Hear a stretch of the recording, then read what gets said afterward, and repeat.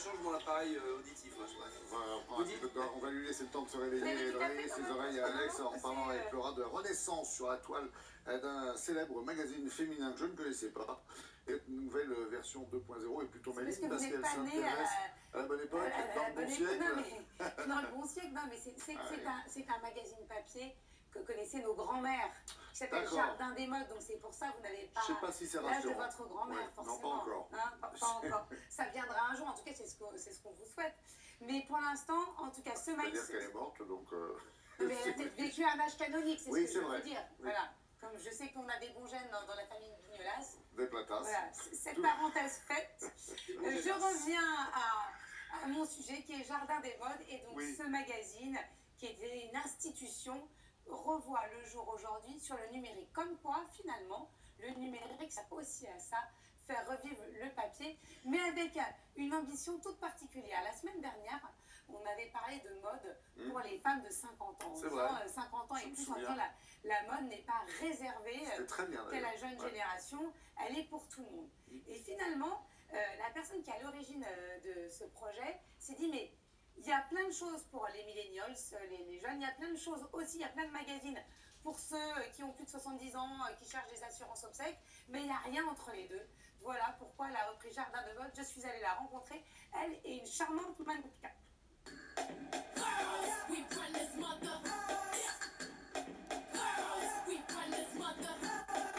Judith, bonjour. Bonjour Laura. Alors, qu'est-ce qui vous a motivé pour reprendre un magazine aussi ancien? C'était un magazine que j'ai connu petite, c'était vraiment super iconique. Lors d'un voyage à New York, je lis dans un journal un article sur les femmes de 50 ans qui vont dominer le monde. Moi, j'avais envie de faire un truc pour ces femmes-là, un truc qui fait rêver, de dire à ces femmes-là, mais vous êtes belles, vous êtes des canons. À quel âge vous avez commencé votre carrière de mannequin? J'ai commencé à l'âge de 19 ans. J'ai commencé à travailler pour le Vogue français avec Helmut Newton. Et à cette époque-là, effectivement, les choses étaient complètement différentes. J'ai travaillé jusqu'à l'âge de 30 ans, parce qu'à 30 ans, on commençait à être trop vieille pour être mannequin. Ça, c'était les années 80. Donc nous avons quand même évolué aujourd'hui.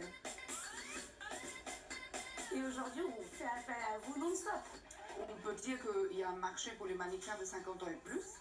C'est grâce aux supermodèles des années 90, Claudia Schiffer, Cindy Crawford, Carla Bruni, tout ça, c'est des filles qui ont 50 ans ou plus.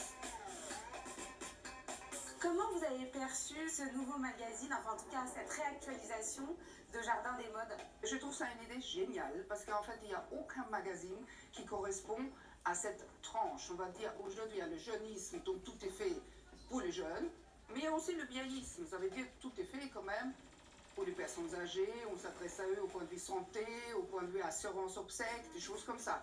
Par contre, au milieu, nous avons quand même une génération de femmes qui est complètement libérée. La femme libérée des années 80, elle est là aujourd'hui, elle a 50 ans et plus. Et celle-là, elle veut s'habiller, elle veut se maquiller, elle est toujours actuelle. Elle a des enfants qui sont partis de la maison, elle a tout le budget pour elle. Il ne faut pas oublier aussi que 40 ans, c'est la vieillesse de la jeunesse, et 50 ans, c'est la jeunesse de la vieillesse. Donc en fait, à 50 ans, on est jeune. Et où on vous trouve alors? Pour l'instant, sur le web, sur Instagram, on a un compte Instagram dédié à Jardin des modes. Le but, c'est de décomplexer ces femmes de plus de 50 ans. Et de leur dire, vous êtes des femmes formidables, n'ayez pas peur de vous exprimer et de vous montrer telles que vous êtes. Oui, 50 ans. Et plus, bien sûr. Voilà, avec une patate extraordinaire. On ne compte plus après 50 ans. Ouais, quand on aime, c'est toujours comme ça. Ouais. Voilà, donc comme quoi, on est très jeune à 50 ans.